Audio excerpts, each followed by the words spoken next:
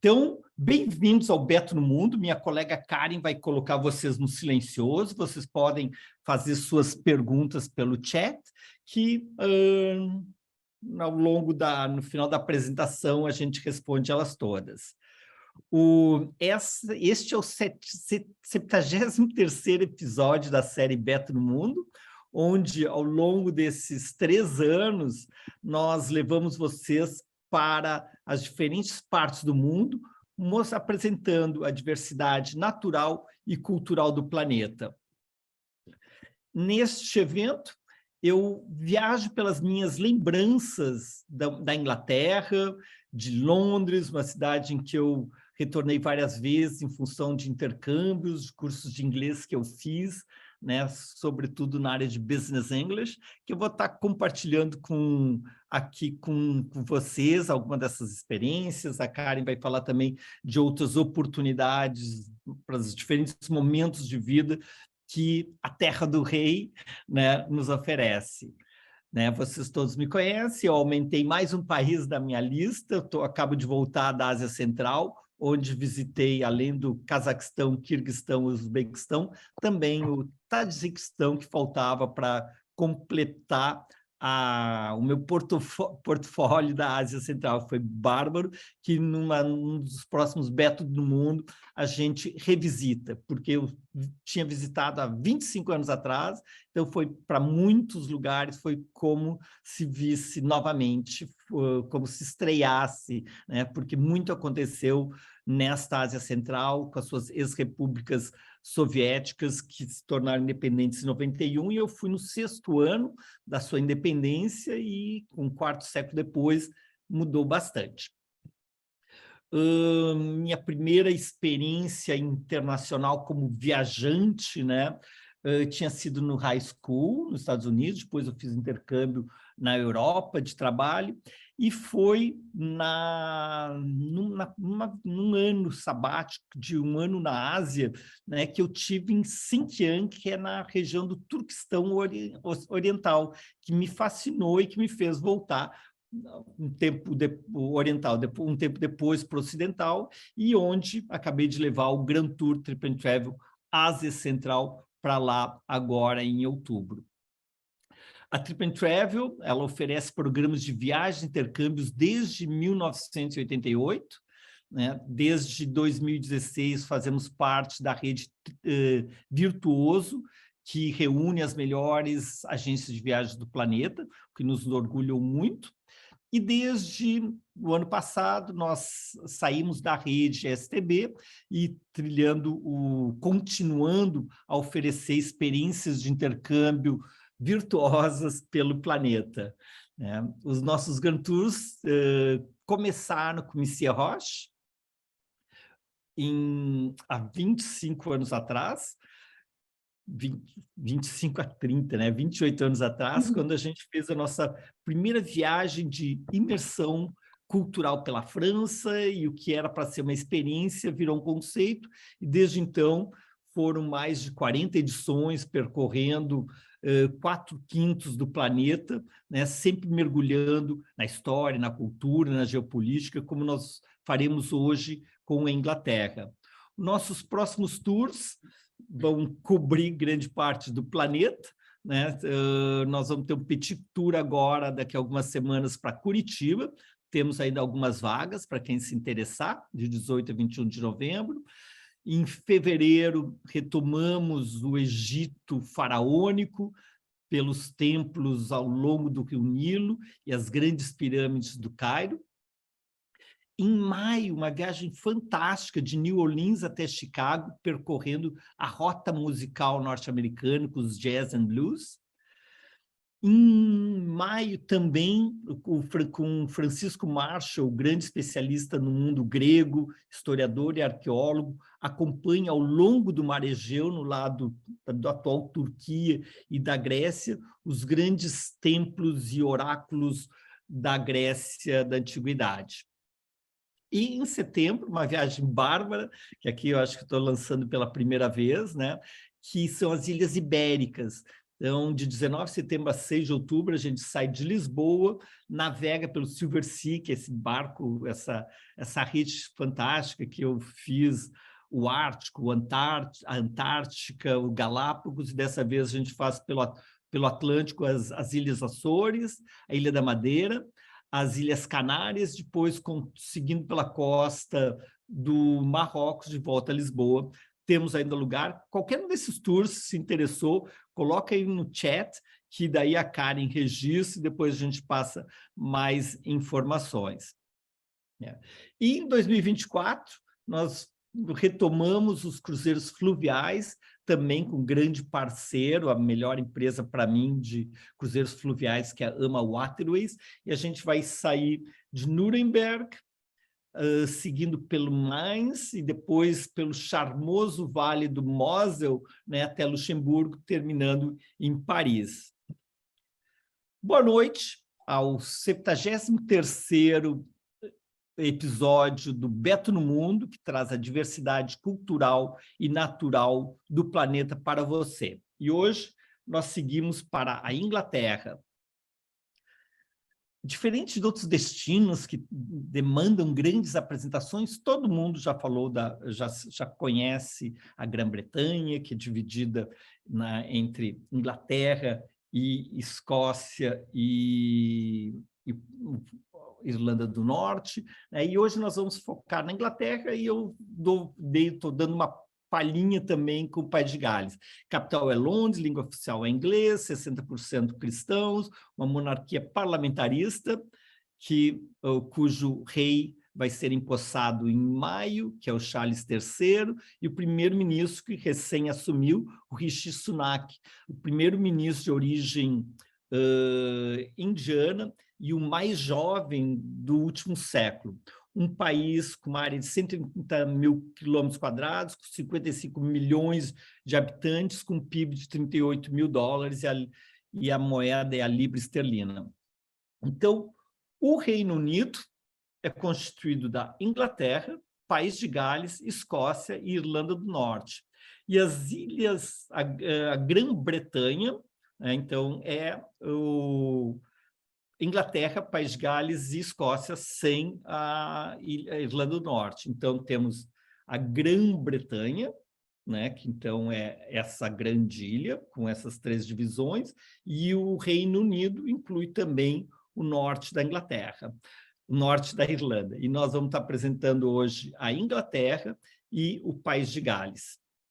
Então, são muitas as atrações deste país, onde nós vamos visitar cidades universitárias de Oxford, Cambridge, cidades costeiras de Brighton, Bournemouth, York em direção à Escócia, Liverpool dos Beatles e, em detalhe, a Cornualha e o País de Gales. Prepare-se que nós vamos decolar para a Inglaterra. E, como você sabe, eu gosto de nos situarmos na história.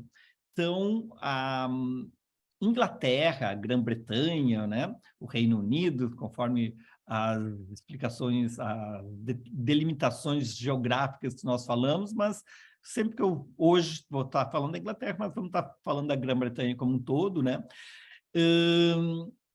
Ela começa, os primeiros registros que nós temos é com o povo celtas.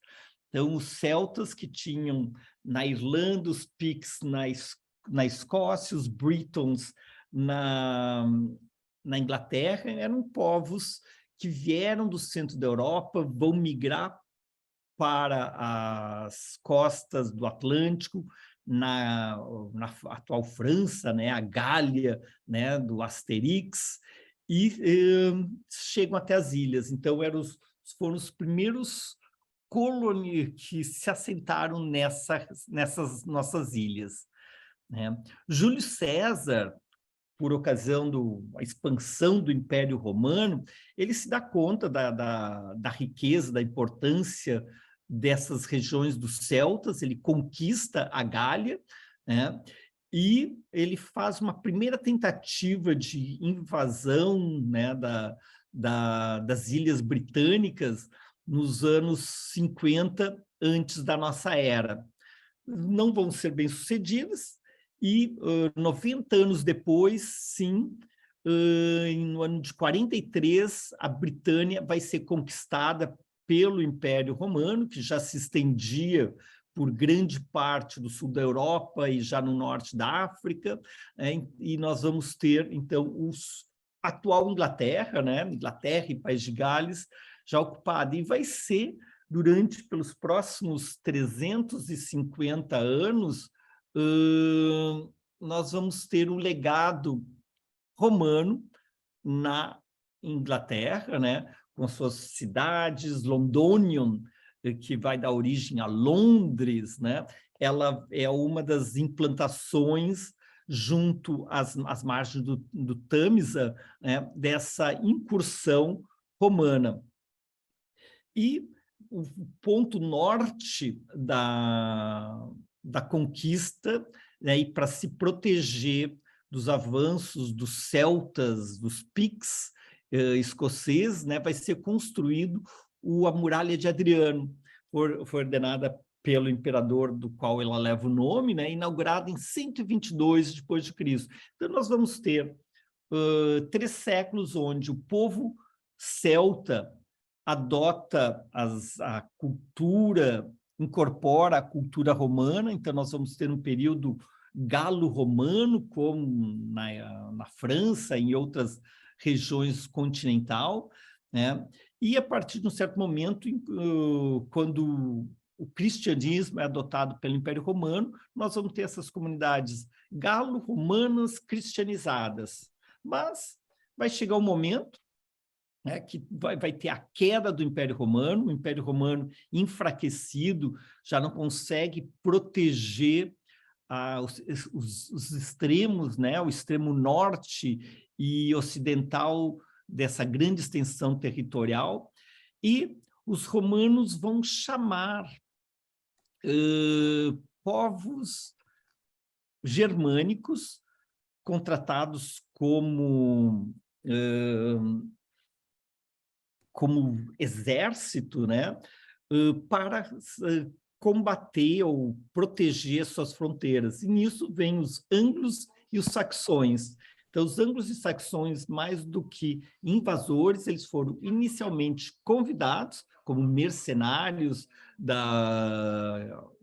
contratados pelo Império Romano, e a partir do momento que o Império Romano começa a se enfraquecer, eles vão crescendo em força e poder, e com a derrocada do Império Romano, nós vemos surgir novos reinos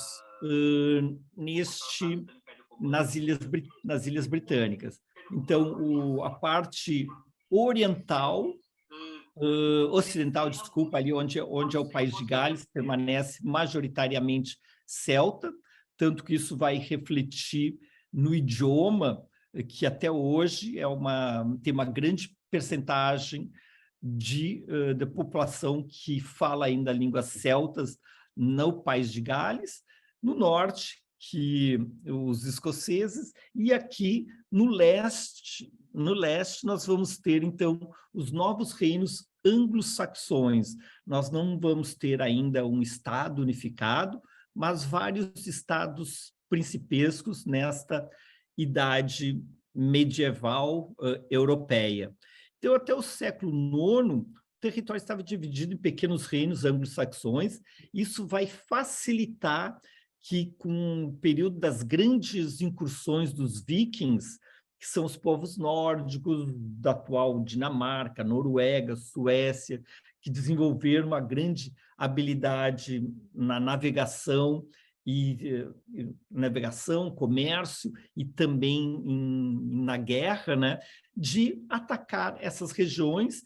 E em 1016, numa das represálias dos vikings a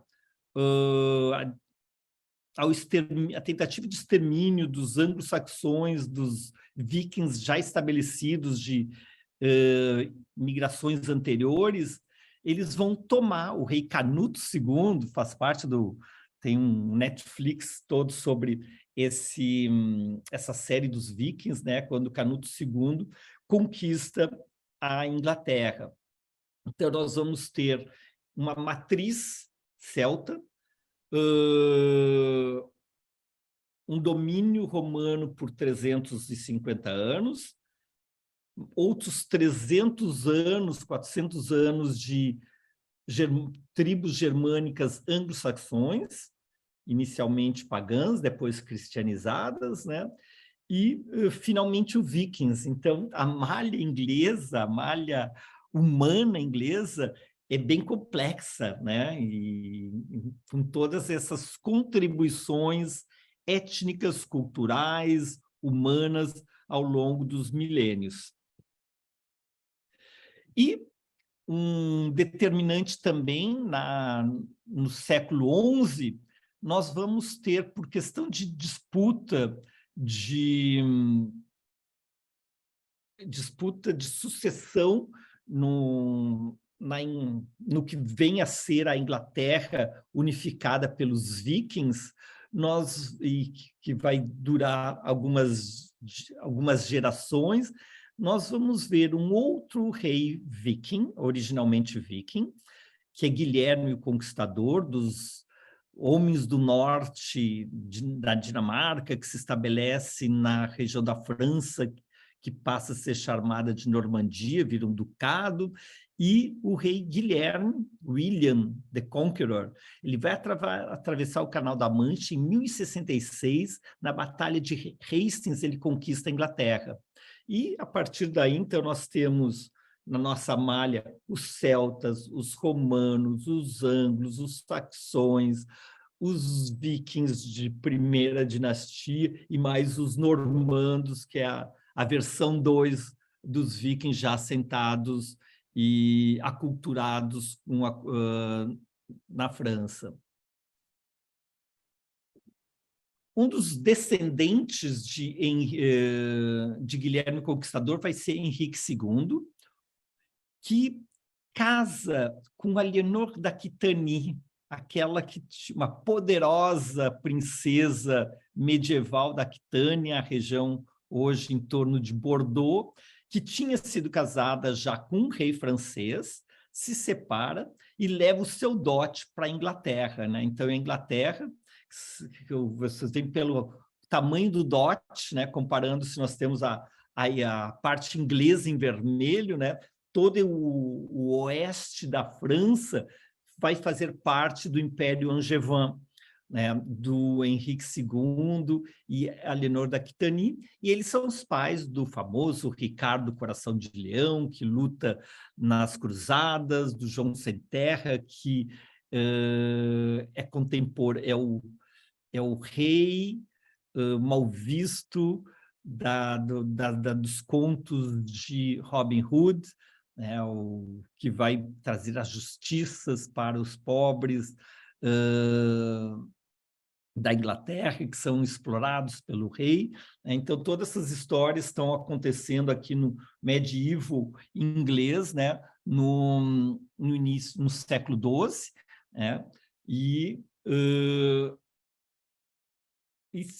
segue a história, né? Nós vamos ter, em função de disputa agora, pelo outro lado, o Guilherme o Conquistador conquista a Inglaterra, por entender que, por linhas sucessórias e o vácuo do poder na Inglaterra, ele teria direito, e agora a Inglaterra, do outro lado, vai invadir a França no que passa a ser conhecido como a Guerra dos 100 Anos, quando Filipe o Belo de Valois, né,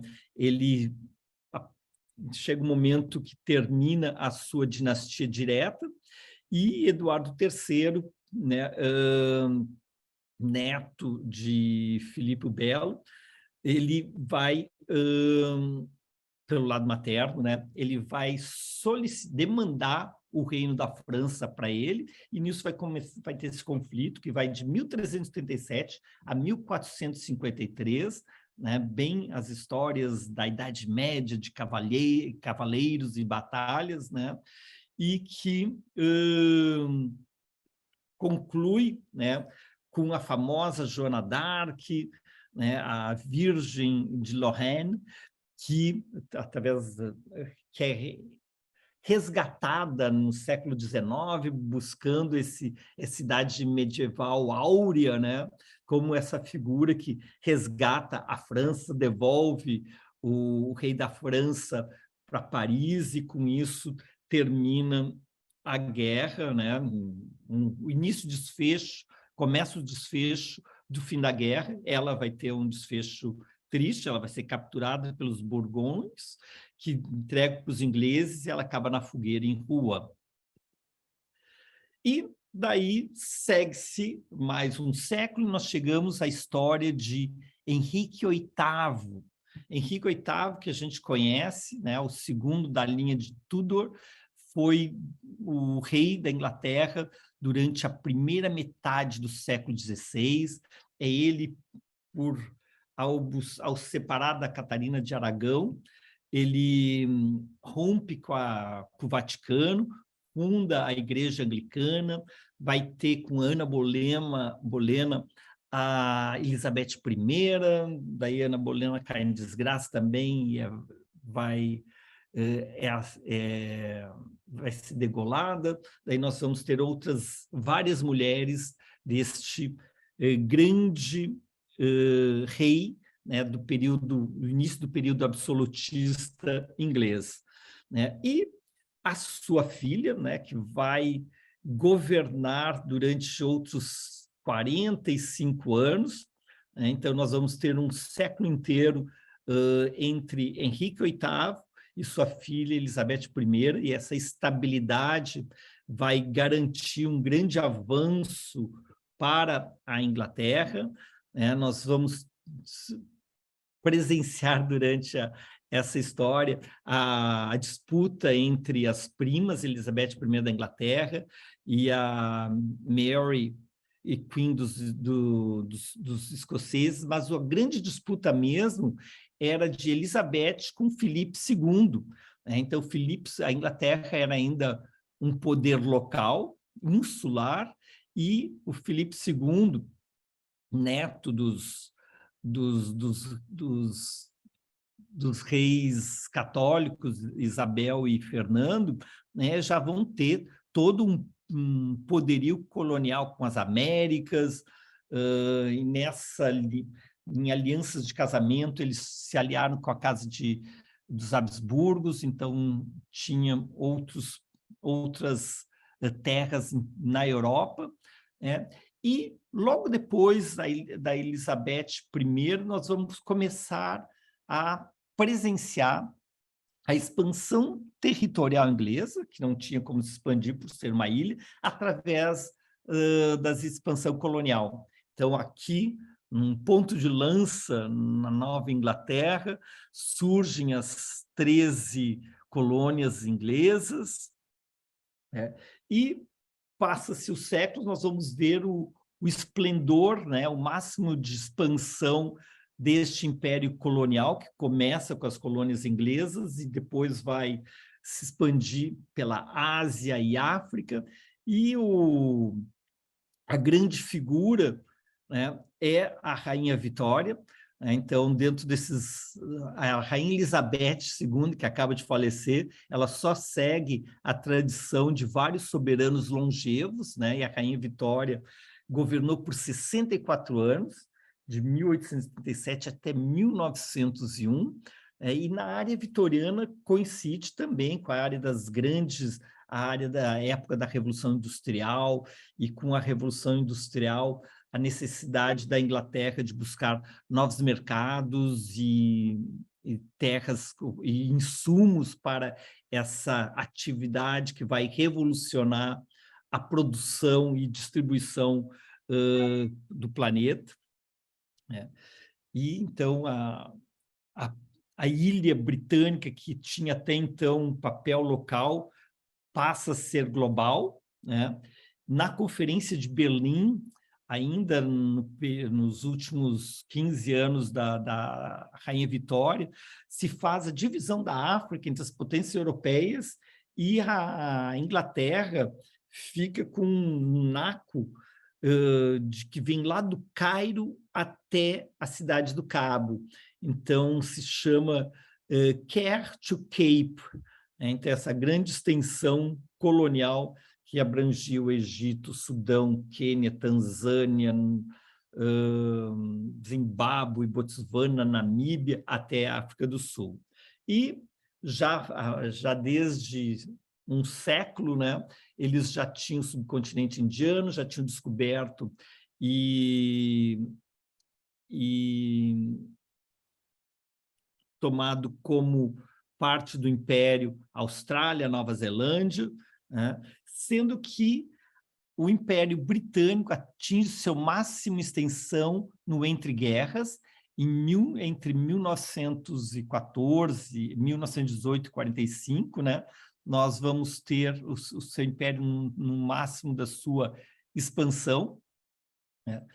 E depois, a partir da Segunda Guerra Mundial, né, começa a shrinking, né, o encolhimento desse império, com a declaração da independência da Índia em 47, e o último território inglês que se independia, que é devolvido para a China, é Hong Kong em 1997, e com isso termina o Império Colonial Britânico, mas não a sua história e sua relação com todos esses territórios que fizeram parte como colônias. Nós temos, como um resultado do desmembramento, a partir da independência, as ex-colônias tinham opção de permanecerem ligados num pacto econômico e político com a Inglaterra, através do Commonwealth, que é a Comunidade Britânica das Nações, que abrange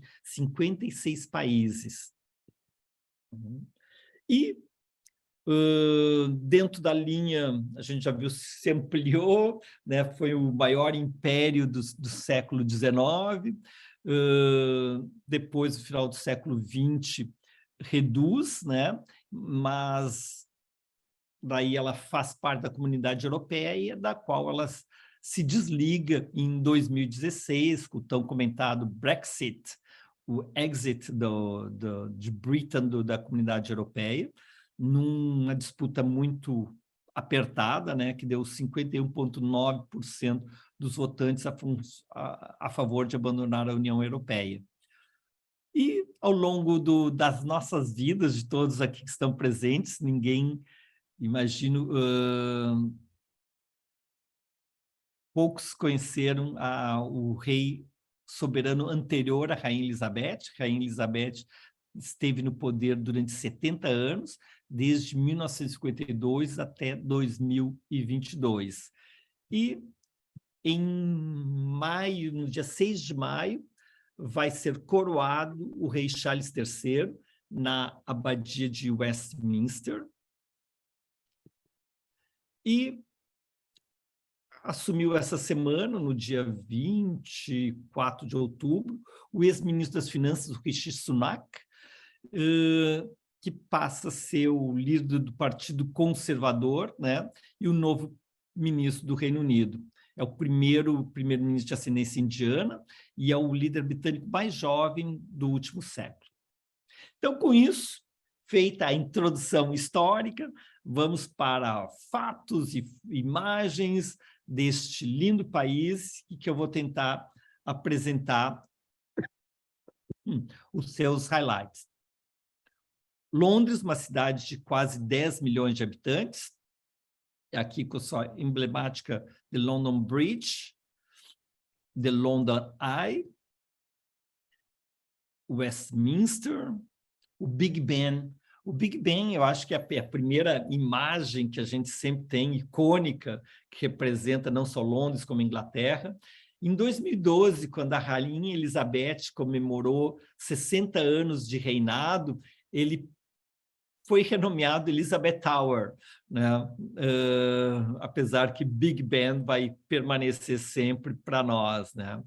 Ele foi uma torre inaugurada em 1859, né? Então, em plena Revolução Industrial, na época vitoriana, e abriga o maior relógio de 4 lados do mundo, em estilo neogótico, né? E tem uma altura de 96 metros. Um entardecer em Londres. E outro ícone da cidade é The London Bridge, essa ponte que atravessa o Tâmisa. Neste seriado do Netflix, quando os vikings, lá em 1016, eles tomam Londres, né? Um fato, né, para eles conseguirem tomar isso foi destruir a ponte, né, quebrar a ponte e, com isso, deixar ilhado duas partes do castelo, né, das fortalezas, né? E a atual ponte de pedra foi reconstruída no século XII. Então, tanto de um lado quanto de outro, né? A gente tem, e também da água, né? Eu recomendo sempre fazer um passeio de barco pelo rio Tâmisa e caminhar de um lado ao outro, né? Que sempre possibilita belas vistas de ambos. Então, a nossa London Bridge de Londres. E outros ícones da cidade, os double-decker buses, que é sempre, além do metrô, né, que é muito eficiente, os double-deckers é uma excelente forma da gente circular pela cidade. E, batendo sol, Londres, os parques londrinos, é muito frequentado, todo mundo na hora do almoço, né, vai para os parques aproveitar o sol, o ar, o verde. E um dos pontos centrais, a esquina democrática de Londres, é o Trafalgar Square, ali que as grandes manifestações, os grandes eventos acontecem. Ele celebra a vitória da Batalha de Trafalgar, de 1805, da Marinha Real Britânica, nas guerras napoleônicas, e no centro nós vamos ter a coluna Nelson, né, feita em 1843, homenageando o comandante, o almirante Nelson, que liderou a The British Royal Navy. Outro já virou um marco na cidade, tem 22 anos, é o London Eye. O London Eye, eu gosto sempre de dar a girada nele, né? Porque é uma oportunidade de a gente ver todos os pontos principais da cidade, o Big Ben, o Westminster, o South Bank, né? A partir do alto. Ele também chamado de Millennium Wheel, né? Ele foi inaugurado na virada do milênio, na virada de 31 de dezembro de 99 para o 1º de janeiro de 2000. Então, agora, no dia 31 de dezembro, ele comemora 23 anos. Então, aqui a nossa vista girando o London Eye. Lá embaixo, à direita, então, é o Tâmisa, que está em cima do Tâmisa, e à direita a gente vê ali a Westminster, e do lado tem a Abadia de Westminster, onde Charles III vai ser coroado. Aqui é a Abadia.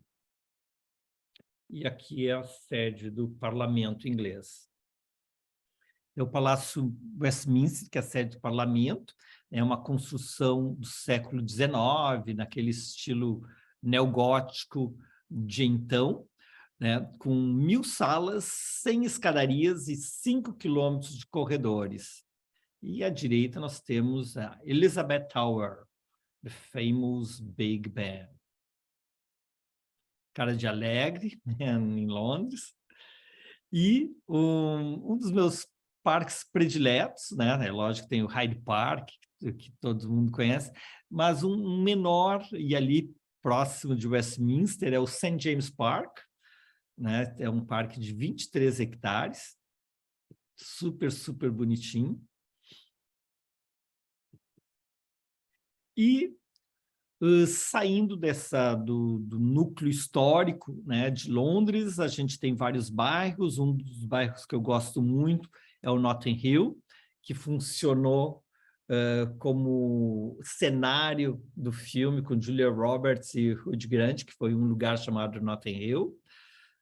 E ali nós temos, no primeiro sábado que eu vou,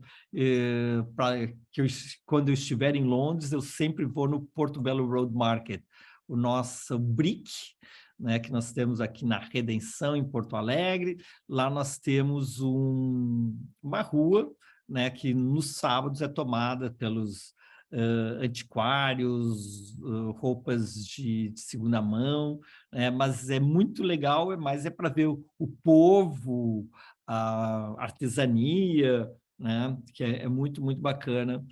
Movimenta a cidade, movimenta a região de Notting Hill, o Portobello Road Market, que fica na rua Portobello.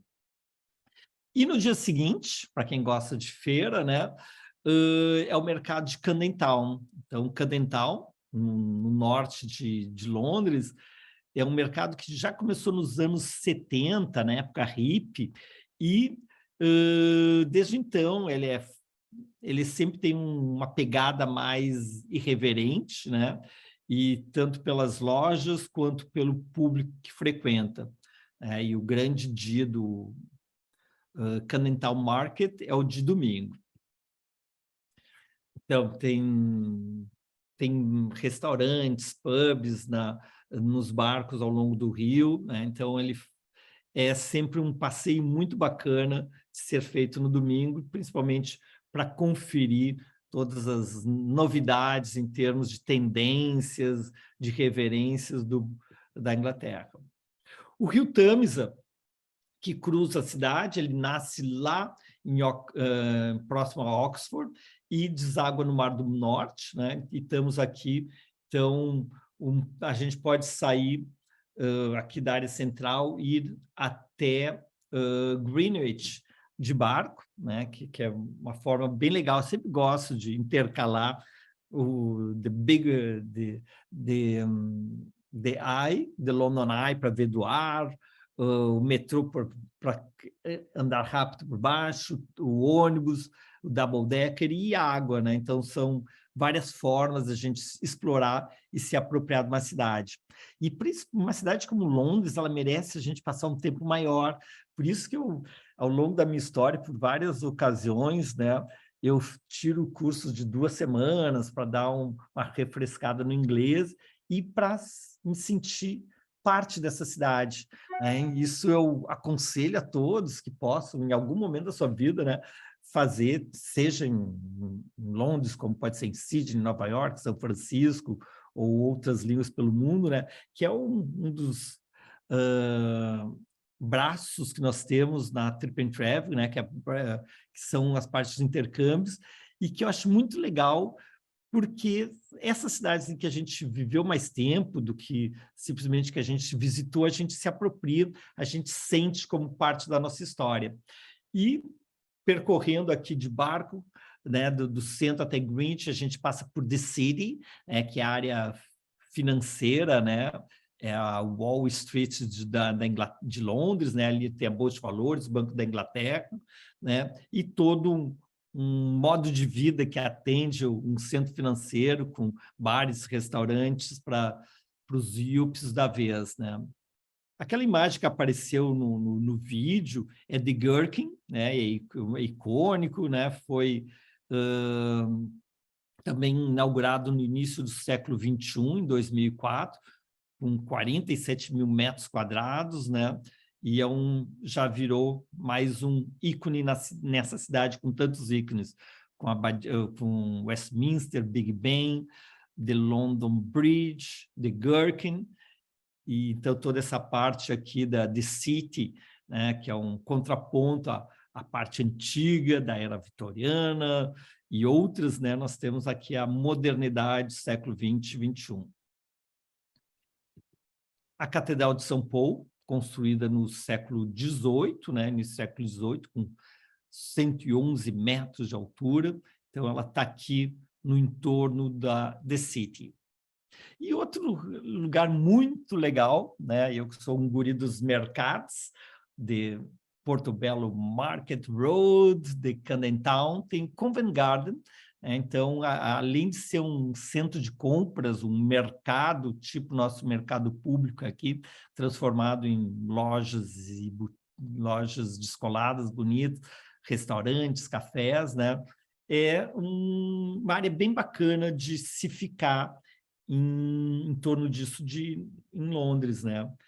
E uma das experiências que eu tive, que eu mais curti, foi estudar na International House. Ela costumava ser na Piccadilly, depois se mudou aqui para Covent Garden, e olha só que bacana.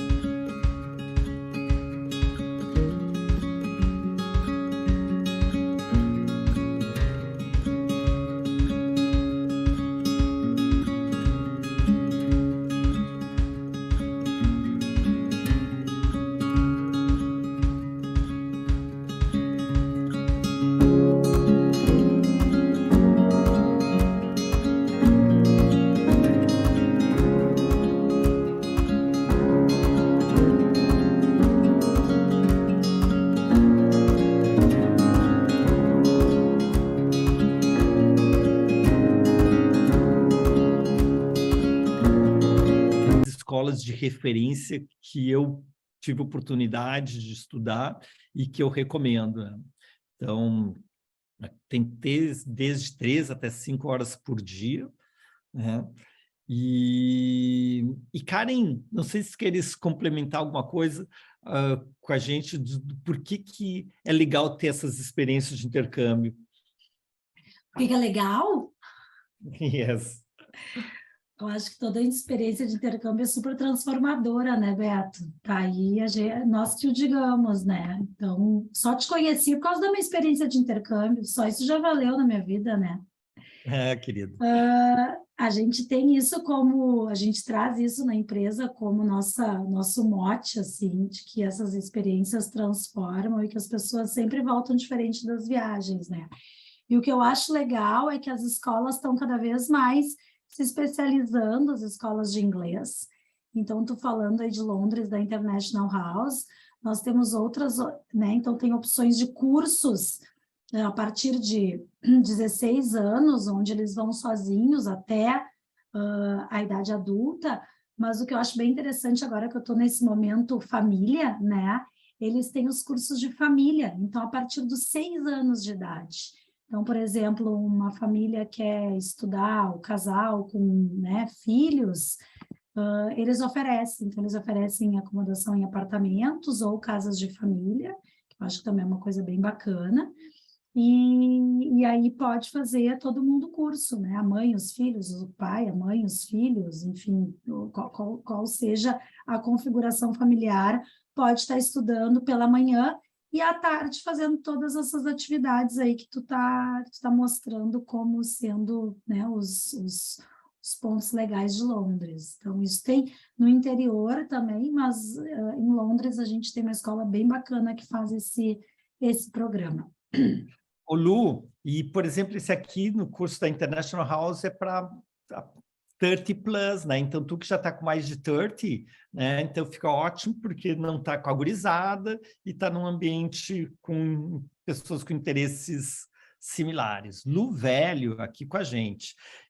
Falando, e daí de Covent Garden, a gente vai passear, tem o mercado de Borough. Você já for no mercado de Borough, gente?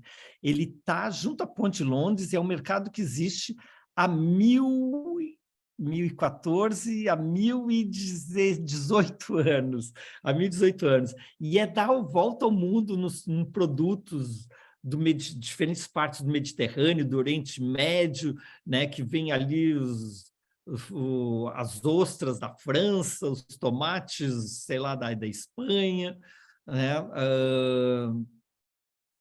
E os mais diferentes ingredientes, né, que chegam até a Londres, né, os diferentes tipos de pães. Então, é um mercado que eu acho bárbaro, porque eu vou para visitar, fotografar, já almoço, né, cada dia tem alguma experiência diferente, comida tunisiana, comida marroquina, comida escandinava, nesse grande mercado de Borough, e a própria localização dele, ele fica próximo entre Covent Garden e The London Bridge. E a de sobremesa. Né?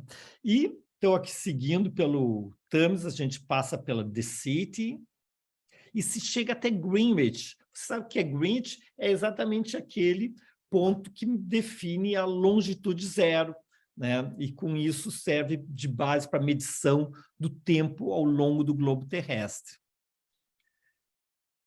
E tendo oportunidade de, sei lá, passar 2 semanas ou 4 semanas em Londres, a gente pode fazer uma programação por dia. Eu, por exemplo, no The British Museum, eu gosto de ir para ver só uma sessão, ainda mais que ele é gratuito, não sei se permanece, mas ele era originalmente gratuito, né? Então tu vai só para ver a parte dos sumérios, depois dos gregos e assim por diante, né? Inclusive tem visitas guiadas temáticas e com isso é um museu como o Louvre, como o Hermitage, quanto o Prado, né, que se volta muitas vezes, né? Então, cada vez visita uma das regiões, né? A Pedra de Roseta, nós que estivemos no Egito, os frisos do Partenon, para nós que estamos indo para Atenas, né, estão ali, né? É o primeiro museu nacional público do mundo, né? E que vale a pena ser revisitado toda vez que a gente volta para Londres. O Piccadilly Circus é o ponto de encontro da Regent Street a Shaftesbury Avenue, Piccadilly High Market, né? Então, é bem a Times Square londrina, é o Piccadilly Circus. A Torre de Londres, né? Então, é o marco histórico da cidade, é o castelo fundado em 1066, logo que William the Conqueror, né, o normando, toma Londres, né, ele vai construir aí o seu castelo. E funcionou como residência real, depois foi prisão. Elizabeth I, que filha de Henrique VIII com Ana Bolena, antes, quando a irmã dela estava no poder, Mary, the Bloody Mary, né? Ela ficou aprisionada e só depois da morte da Bloody Mary é que ela é libertada e assume como rainha e vai ter um longo e próspero reinado. Então, aqui nós temos The London Tower,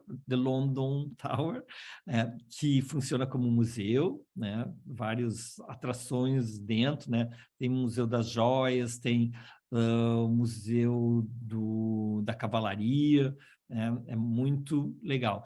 Então, The London Museum, the National Gallery, National Portrait Gallery, dá para se a gente colocar uma atividade de museu por dia ao longo desse 1 mês que a gente ficar em Londres estudando, né? Estudo de manhã, passei à tarde, e não vai dar conta de tantas atrações culturais que Londres oferece.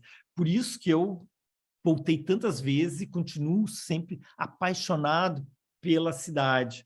Enquanto talvez na França eu percorri mais as regiões do interior, as diferentes regiões da França que fazem a sua diversidade, e que é lógico, gosto muito de Paris, mas Londres é uma cidade que eu sempre fui e fiquei na cidade mesmo, né?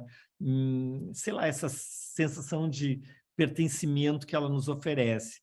E outro curso muito legal que eu fiz já por 2 ocasiões em Londres é da The London School, que daí é ser especializado para executivos, que eu vou mostrar aqui para vocês.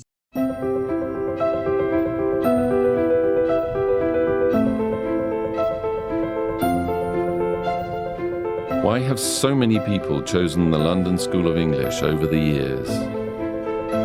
It's our experience and our enthusiasm for training people like you. It's being part of local and global cultures. It's our outstanding and relevant courses, tailored to your needs. It's the opportunity to shape your future in our business class facilities and iconic British locations. It's our experienced, dedicated, and inspirational trainers. It's learning new skills, making new connections and new friends. It's learning about yourself and about the world we live and work in. All of these things make up your unique experience. Since 1912, we've helped thousands of people to get the results they need. Now it's your turn.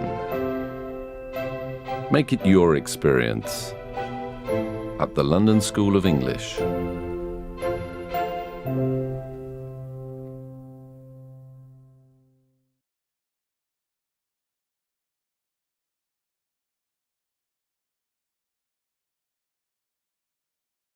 A localização já é bárbara, né? Junto de Holland Park. Você vê que é um ambiente mais maduro, né? E tem tanto para inglês para executivos como General English com pequenos grupos, né? Então é para a gente praticar o inglês, mas com todo a ênfase em termos de rendimento que é dado para executivos, que é dado para os grupos. Eu adoro, né? E a multiculturalidade, né? Num dos cursos que eu fiz tinha um italiano, uma ucraniana, um francês, diferentes backgrounds, um da indústria química, outro da coisa bancária, e um advogado, que faz que ficasse tão rico as trocas, né? Não só pelas suas nacionalidades, como pelas suas diferentes áreas de atuação, que faz com que seja muito proveitoso todas as trocas. Então, tem Business and Professional English, tem inglês na área de recursos humanos, inglês para professores, inglês para advogados, né? Então, é muito legal as questões, especificações, né, que a gente oferece na The London School of English, através aqui do Trip and Travel Intercâmbios. E, estando em Londres, vamos visitar os seus arredores. O Castelo de Windsor, né, tão famoso pela realeza, é o maior e mais antigo castelo ocupado do mundo, né, você pode visitar o ano inteiro. Ele foi também fundado por Guilherme o Conquistador, então ele fez a Torre de Londres, construiu o Castelo de Windsor, né, e desde então 40 monarcas já viveram no Castelo de Windsor. E dentro da linha de castelos tem um menorzinho que eu amo, que se vocês não conhecem, convido que na próxima ida à Inglaterra, aqui pela Trip and Travel, a gente organize uma escapadinha para o Castelo de Leeds. Construído em 1119, né? Daí no século XIII ele se torna propriedade do rei Edward I. O Eduardo a gente vai conhecer bem agora quando a gente for para País de Gales, né? E ele gostou tanto que passou a ser a sua moradia principal. No século XVI, Henrique VIII morou no castelo com sua primeira esposa, Catarina de Aragão, né? Então, é um castelo com muita história e muita elegância, né? Então, e desde 1936 ele funciona como um museu.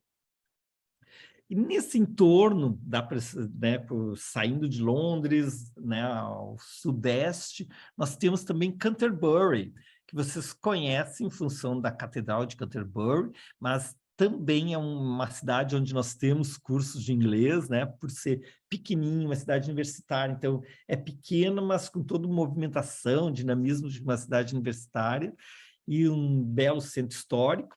Foi uma cidade romana e foi a capital do reino saxão de Kent.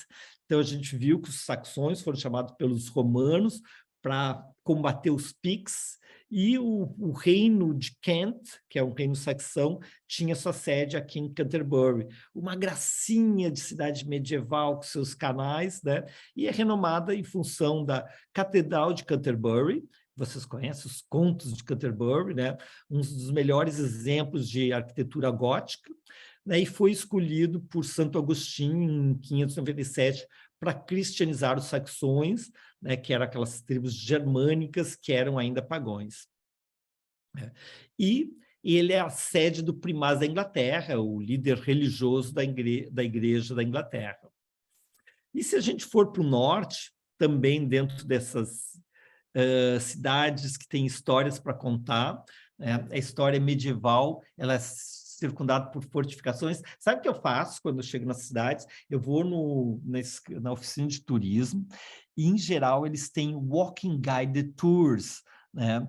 Que daí com nativos da cidade, né, se percorre como se estivesse caminhando com amigos e nos contando, né, porque tudo é perto, né, dentro da parte mural do centro histórico, né, tem uma forma de conhecer e ficar com uma ligação afetiva com o local, né? Então, e tem a catedral medieval, a segunda maior a maior catedral medieval da Grã-Bretanha e a segunda mais importante do país depois da Catedral de Canterbury. Ela foi construída entre 1220 e 1480, num lapso de 260 anos. Em função disso, né, vai mudando a tecnologia, os gostos da época, né? Então ele abrange todos os diferentes estágios, né, estilos dentro do período da arquitetura religiosa gótica. Além de ter um centro histórico maravilhoso. York é uma bela parada quando a gente vai em direção, se for por terra, seja por carro ou de trem, em direção a Edimburgo, né? York é o ponto de parada no norte do país. E, então, dentro da linha de intercâmbios da Inglaterra, a gente tem várias opções de escolas em Londres, né? Como a gente falou, International House, The London School, e muitas escolas no interior, em York, em Newcastle, né? Então, são várias oportunidades, seja numa... Manchester, Liverpool. É isso aí, Karen, obrigado. Então, e as da praia também, né? Bournemouth, Brighton. Brighton, Bournemouth. Então, vai ter atrações para todos os estilos de vida e interesses naquela época. Outra região que eu gostaria de mostrar para vocês, a oeste de Londres, né? Nós tem um triângulozinho aqui onde a gente visita Stonehenge, né? E voltamos a 5.000 anos na história. Bath, do período romano e depois georgiano, né? E Salisbury, uma bela cidade medieval. Então, isso aí é sai de Londres, visita Salisbury, Stonehenge e vai dormir em Bath, né? Isso que eu gosto de fazer, nós na Trip and Travel, né, é montar roteiros personalizados, conforme interesse, e colocando alguma dessas pérolas, né, que vão fazer com que a viagem seja marcante, né, e por ser mais inusitado, né, e sempre o lugar onde a gente dorme marca mais, né? Então, mais legal day trips, né? Mas lugares onde a gente possa pernoitar 1, 2 dias, que vocês vão ver muitos ao longo da apresentação, fazem toda a diferença. Stonehenge é uma estrutura formada por círculos concêntricos de pedras que chega a ter 5 metros de altura e a pesar 50 toneladas, né? Então, é um santuário do período neolítico, com funções astronômicas, conseguisse medir o tempo, o solstício de verão, de inverno, né? Então, tanto para definir os momentos das colheitas, né? Quanto para um calendário ritualístico, né? E um centro religioso que funcionou por 2.000 anos, de 3.000 a 1.000 a.C. Então, aqui temos Stonehenge, que se visita, né, a partir de Londres, em Deitur, ou no caminho para Bath, né? E aqui Bath, eu amo essa cidade. Bath, ela tem todo, olha que é de lindo esse círculo, a grande crescente, né, georgiana do século XVIII, né? Então, estamos aqui no sudoeste da Inglaterra. Então, além das suas fontes termais, né, nós temos toda essa arquitetura e aqui as... Karen, fala ali um pouquinho mais sobre as opções na Inglaterra, por gentileza. Oi. Boa noite. Boa noite. Bom, gente, então assim, ó, falando na linha dos intercâmbios que nós temos, né? A gente está com um programa bem bacana de... Quer que eu fale primeiro do 50 Plus? Vamos aqui, já entro lá, Karen. Só deixa eu já te devolvo a palavra.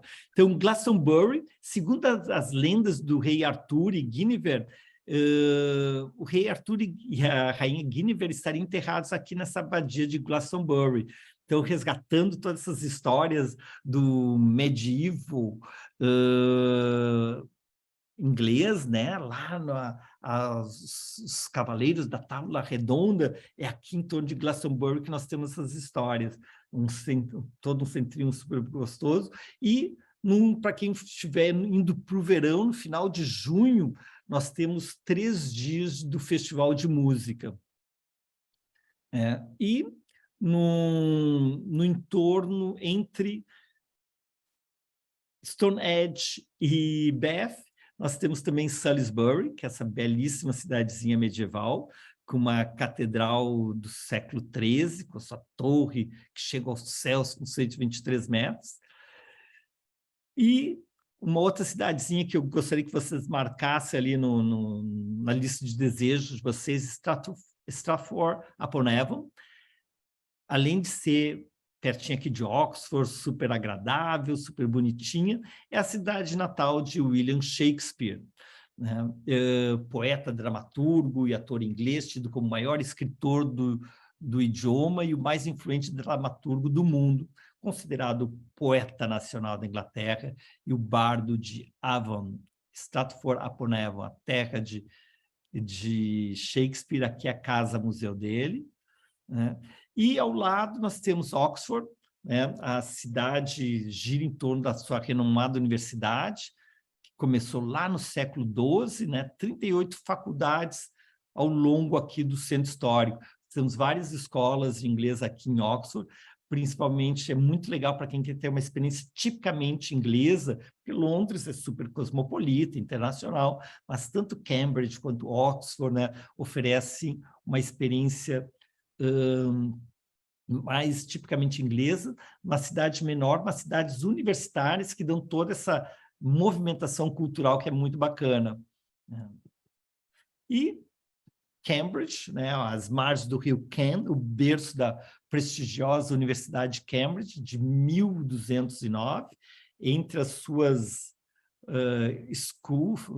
faculdades, né, nós temos college, nós temos o King's College, olha só sua imponente capela gótica, e o Trinity College, fundado por Henrique VIII. E dentro dessas opções de cidadezinhas do interior, que agora sim eu gostaria que a Karen nos falasse de um programa que ela montou agora para julho de 2023. Então, uma coisa que eu acho muito bacana é que na Inglaterra, durante o verão, as escolas de high school, que são as escolas de segundo grau, que são escolas onde os estudantes moram, estudam e moram, que são chamadas boarding schools, elas fecham, né? Os alunos vão de férias e elas alugam para escolas de inglês. Então, esse summer camp que nós estamos montando fica em Frensham, que fica a 1h20 do centro de Londres, né?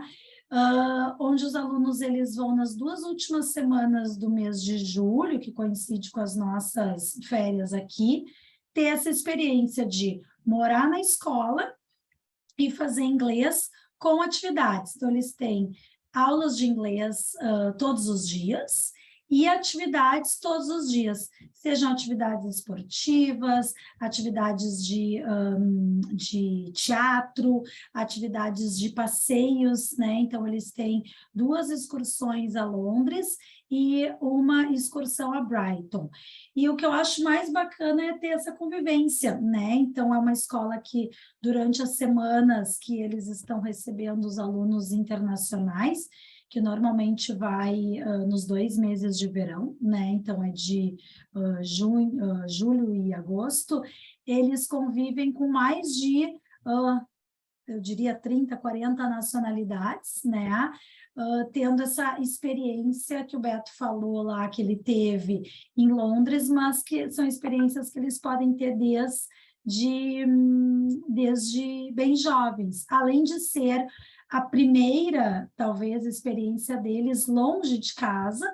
Então, o programa ele consiste em o estudante sair aqui de Porto Alegre com um guia nosso, né, com acompanhamento da Trip and Travel, desde Porto Alegre, e acompanhamento durante todo o programa lá, além de ter os monitores da escola. Então, é uma coisa muito legal, eles ficam acomodados nos dormitórios, em quartos duplos e triplos, eles aprendem a questão de ter que lavar roupa, tem que se organizar, né? Tem que estar montando, tendo as suas responsabilidades. Então, a gente acredita que seja um primeiro grande passo aí para né, quando a gente quer que os filhos fiquem independentes. Esse nosso programa vai ser focado, ele tem a partir dos 8 anos de idade, mas no nosso caso é de 13 até 16 anos. A gente vai estar focando nessas idades. Obrigado, Karen. Então, e é muito legal essas cidadezinhas do interior, porque para nós, né, pais, a gente se sente super seguro. E outras cidades que têm também muito apelo e têm cursos de inglês ao longo de todo o ano são as cidades costeiras de Brighton, né? Ela fica 1h15 de Londres, ao sul, né? Que é muito legal. E outra que eu adoro é a cidade de Bournemouth, né? Então, ela tem 10 quilômetros de praia, né? Toda uma arquitetura vitoriana, e como cidade universitária, né? Cidade estudantil, né? Tem uma vida noturna movimentada, com muitos restaurantes, bares, né? Então, por isso que a gente escolheu também essa cidade de Bournemouth, uma experiência que são dos programas 50 Plus ali que a Karen vai falar para vocês. Então, na mesma linha dos programas para os jovens a partir de 8 anos, porque uma coisa que eu não falei ali, Beto, o nosso programa ele é com guia focado nisso, mas esse programa dos jovens, o estudante ele pode ir sozinho também, né? O pai embarca o aluno aqui e lá ele chega e encontra o grupo, né? É impressionante que eles têm a partir dos 8 anos e tu chega lá, tu encontra, né? Os coreaninhos, chinesinhos, tudo bem novinho, já indo sozinho fazer esses programas de intercâmbio. O 50 Plus vai mais ou menos na mesma linha, só que a partir dos 50 anos. É um programa onde daí não tem guia desde aqui, né? Onde o aluno sai do Brasil, vai até a Inglaterra, esse programa é em Bournemouth, esse que nós estamos falando, da Anglo Continental, e são programas também que já tem todo um cronograma, né? Então, são aulas normalmente pelo turno da manhã, com atividades à tarde, então atividades culturais, atividades de passeios, então também a parte de gastronomia, então é bem bacana, que é focado para essa idade mais madura, mas que também tá, né, a pessoa às vezes está meio inseguro de ir sozinho e tudo mais, tem essa opção de estar indo lá, encontrando com um pessoal que vai estar na mesma batida, né, sua, de estar fazendo esse programa para essa idade específica, né. Vou mostrar aqui, Karen, a escola, que é bem Tá. bacana.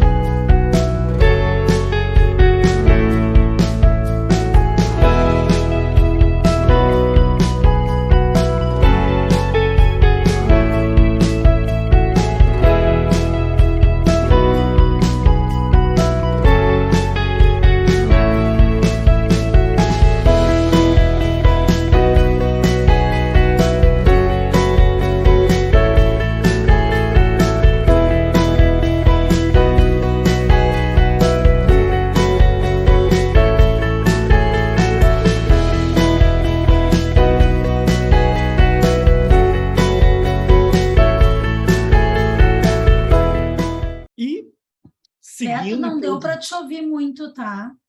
Ah, tá. Não, então, o que eu estava comentando é que é legal nesses programas que ele incluem bastante atividades de lazer, né? Então, mas sempre oportunizando a prática do inglês. Então, tem aulas em sala de aula, né, pela manhã, né, e passeios, saídas para chá, coisas com jardinagem, né, vários de interesses diversos complementando. E saindo de Bournemouth, a gente indo para a esquerda, nós vamos até os Land's End. Vocês já ouviram falar de Land's End? É onde termina a Terra, né? Nós estamos numa ilha e o ponto extremo ocidental é o Land's End. E essa península aqui se chama Cornwall, ou Cornualha, e um roteiro que eu fiz há muitos anos atrás, passei 2 semanas na Cornualha, foi fazendo aqui, ó, de Torquay, Plymouth, Falmouth, Penzance, Land's End, Newquay, Tintagel Castle, Clovelly, Linton. Então, olhem só, registrem isso aí para vocês fazerem uma viagem bem diferente por uma região menos óbvia, né, da Inglaterra. Gente, e essa viagem é muito legal. Eu estava me lembrando agora, quando estava vendo o filme, quando será que eu fiz essa viagem? Foi há 30 anos atrás, era em 91, eu acho, 92. Eu fiz um curso de inglês na International House e daí depois tirei 2 semanas para fazer a Cornualha. Então, me acompanhe aqui por Torquay, a Riviera Inglesa de Devon, combinando a elegância da era vitoriana, né, como destino turísticos desde o século XIX.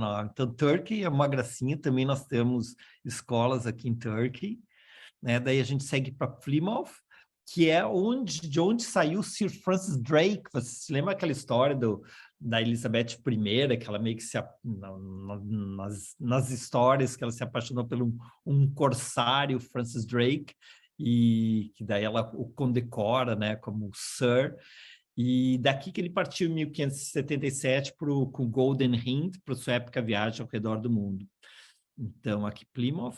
E o outro que eu gosto muito é Falmouth, né? É um silver resort na Cornualha, uma cidade universitária, né? Ela desponta no século XVII como porto do Post Office, né? Então, em 1607, eles começam as colônias inglesas, né? Na costa leste, que passa o século XIII, e a ligação de comunicação se dava aqui a partir do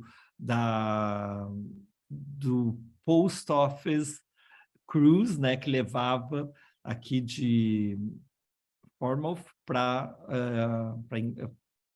as Américas. Mas vamos chegar agora na Cornualha propriamente dita, Penzance. No fim da linha do trem, um antigo porto, Penzance é uma charmosa cidadela com um astral de comunidade de artistas. Eu fiquei encantado com Penzance, e ainda mais com Mousehole, que é um povoado, todo um porto super protegido, com os moles, aqui as construções todas em pedras, né?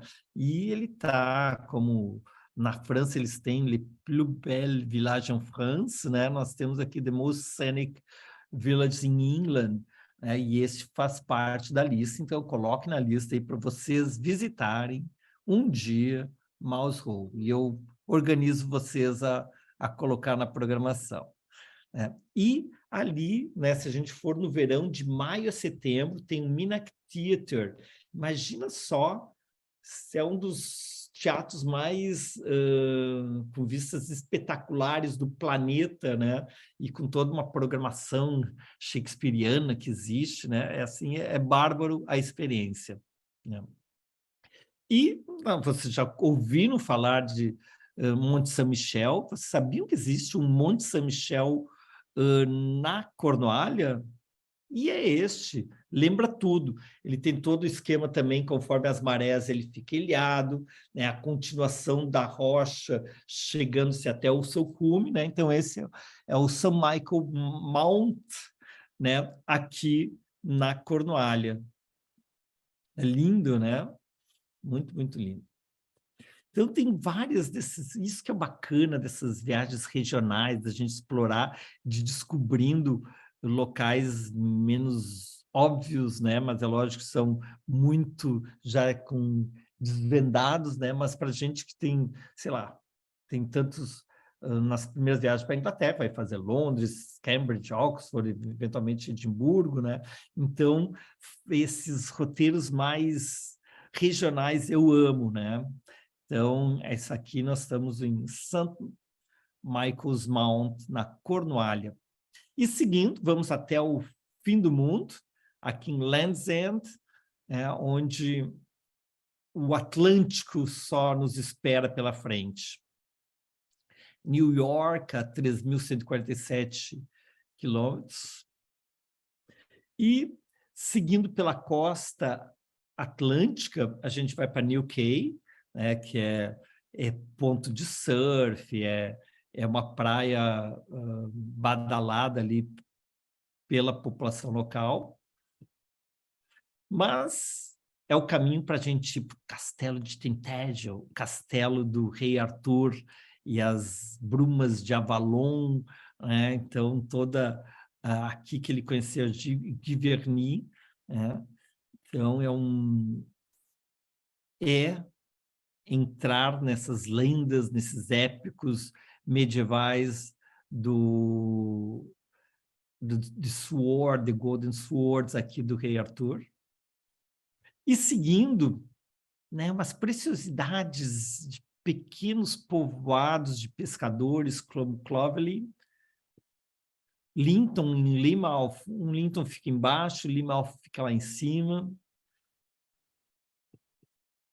E seguindo, né, um programa de um mês, digamos, viajando, passa 2 semanas na Cornualha e depois 2 semanas no País de Gales. Então, o País de Gales, né, dentro do Reino Unido, nós temos England, Wales, o País de Gales, Wales, e Scotland, né? Então, vamos conhecer aqui a capital é Cardiff, a língua oficial é o inglês e o galês, é uma monarquia parlamentarista, o rei é o mesmo, né? O Charles III, primeiro-ministro, são 20 mil quilômetros quadrados, uma população de 3 milhões e um PIB um pouquinho mais baixo que o PIB inglês, que é de 25 mil dólares por ano. E esse é o roteiro que eu aconselharia fazer, contornando toda o País de Gales, saindo de Cardiff, visitando Tembe, que é uma belíssima, St. Davis, e depois aqui pegando os castelos de Eduardo I, de Harlech, Carfernum, Beaumaris e Coney. E, na passagem, o Parque Nacional de Snowdonia.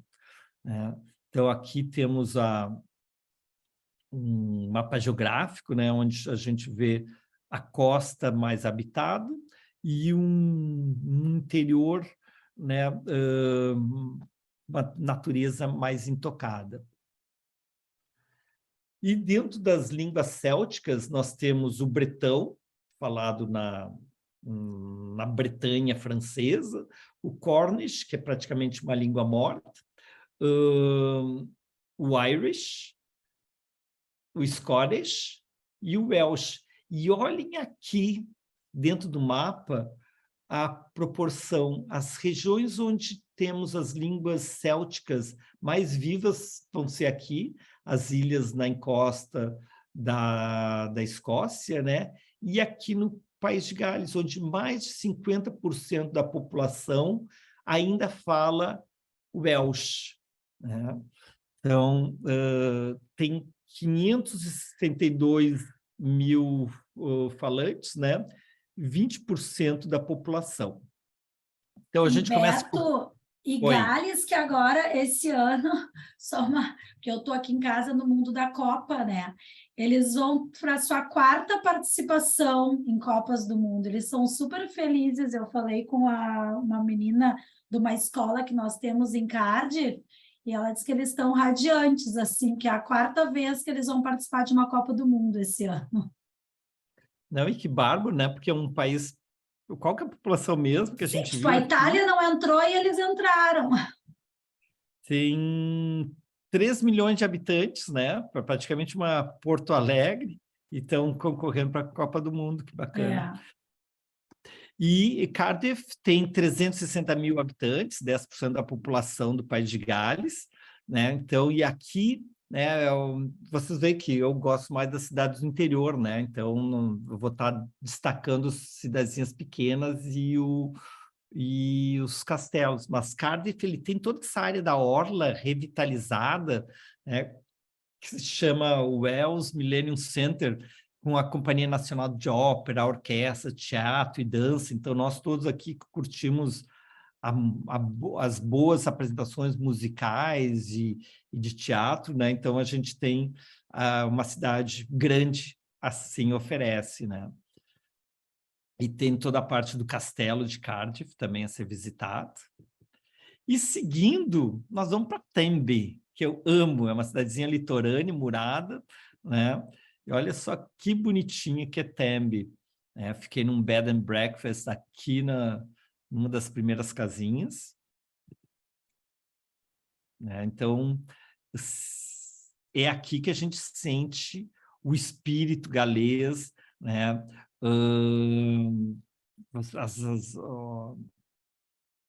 Todas as marcas de trânsito, todas são em inglês, em gaélico, né? E tu vai num pub, eles estão tudo falando gaélico, né? Então, é bem diferente, né, da Inglaterra, né? Então, tu sente uma identidade cultural, linguística, né? As tradições. E aqui, nós que gostamos da Idade Média e dos seus castelos, né? A Gales é chamado de a capital dos castelos. Ela chegou a ter 300, 600 castelos, né? E tem ainda 100 castelos entre ruínas e reconstruídos, e entre eles tem um circuito de castelos que se chama a Rota dos Castelos e Muralhas da Cidade do Rei Eduardo I, né? Um patrimônio mundial pela Unesco, considerados os melhores exemplos de arquitetura militar do final do século XIII e início do século XIV na Europa. Então, se preparem para conhecer algum desses mais belos exemplos da arquitetura militar do século XIV, entre eles o Pembroke Castle, que está aqui. Seguindo, a gente vai passar por St. David's, né, que tem uma catedral do século XII, né, em um arenito roxo escuro, que é muito bonito, né, e é um dos locais religiosos mais emblemáticos do País de Gales. E um dos castelos construídos por Eduardo I, do rei inglês, conforme ele foi conquistando Gales, ele ia construindo fortaleza, ou seja, pegava uma parte, criava fortaleza para já resguardar, formando uma linha divisória entre a Inglaterra e Gales, que estava sendo conquistada, né? Então, Eduardo I ele vai construir o castelo de Harlech entre 1282 e em 1289. Olha que imponente que ele é, cênico aqui de cima. E a gente mostrou no mapa, né, que estava cheio de parques. Então, tem o Snowdonia National Park, que é lindíssimo. E a gente ficou aqui nessa cidadezinha de Betws-y-Coed, né? Então, o nome bem galês. E seguindo para mais um dos castelos de Eduardo I, que é Caernarfon.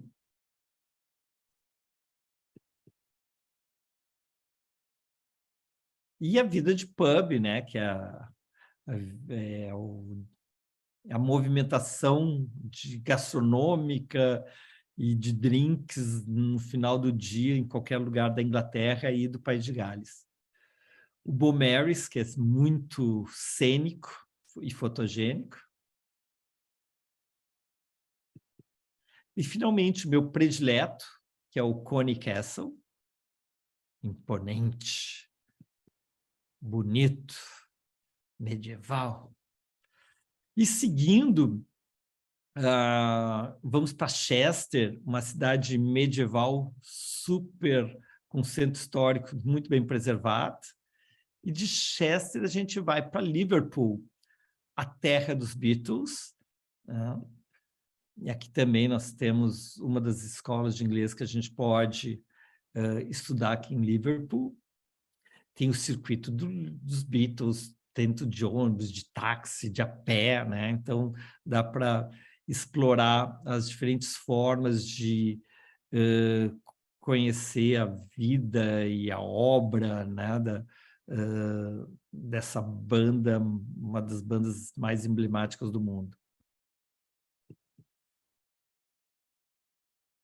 The Four of Liverpool. E terminando com os Beatles e um símbolo máximo, né, da música inglesa, né, de toda uma geração, a gente termina a apresentação de hoje, né, e convido vocês para uma antiga colônia inglesa, né, que é o Sri Lanka. Então, no dia final do mês, em 28 de novembro, eu levo vocês para as ruínas de Anuradhapurna e Polonnaruwa, a antiga capital de Kandy e atual capital de Colombo, no Sri Lanka. E com isso a gente está quase terminando nossa terceira temporada do Beto no Mundo, que depois vai seguir com 19 de dezembro com a Suíça, um país que me adotou, onde eu fiz minha especialização em cálculo estrutural em Lausanne, e que a gente vai estar mostrando suas várias atrações, né? E com isso eu fecho essa tela e fecho essa outra. Ai, cadê vocês?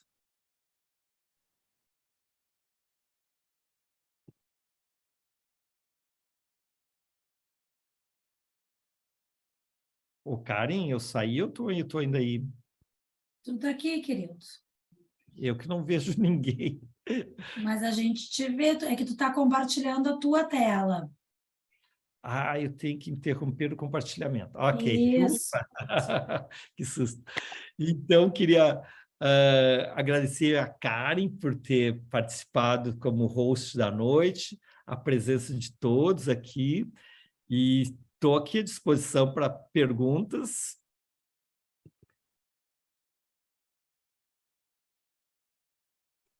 Mota está aqui com a gente. Não tem nada no nosso chat, né? Também no YouTube também não tem. Nós temos uns 30 participantes no YouTube também. Então, eu queria só compartilhar com vocês de como para mim foi legal fazer esse revival, né, de uma cidade, de um país, né, que eu tenho umas memórias afetivas tão importantes, né, e como é legal ao longo do planeta a gente ir elegendo algum desses locais que fizeram diferença, e certamente Londres, a Inglaterra, e essa recorrido que foi pelo interior da Cornualha e o País de Gales foi importante para mim. Então, se não temos mais perguntas, queria agradecer muito a presença de todos. Espero vocês no Sri Lanka. Qual a diferença entre Inglaterra e Grã-Bretanha? Então, a Grã-Bretanha é a Inglaterra, mais o País de Gales, mais a Escócia. E o Reino Unido é a Grã-Bretanha mais a Irlanda do Norte. E a Irlanda, não? Não, porque a Irlanda é um país independente. Né? Então, temos... Então, de novo. Então, a Grã-Bretanha é a Inglaterra, o País de Gales e a Escócia. Tá. Tá? Que é a Ilha Grande, a Grã-Bretanha. Né? Tá. E o Reino Unido é United Kingdom, né? É a Grã-Bretanha mais a Irlanda do Norte. Entendi. Então, sim, Great Britain é o que engloba todos esses nações, regiões da Inglaterra, da britânicas, né? Pessoal, então, queria agradecer a presença de todos, desejar uma boa noite e nos vemos no Sri Lanka daqui 4 semanas. Bye, bye. Obrigada, gente.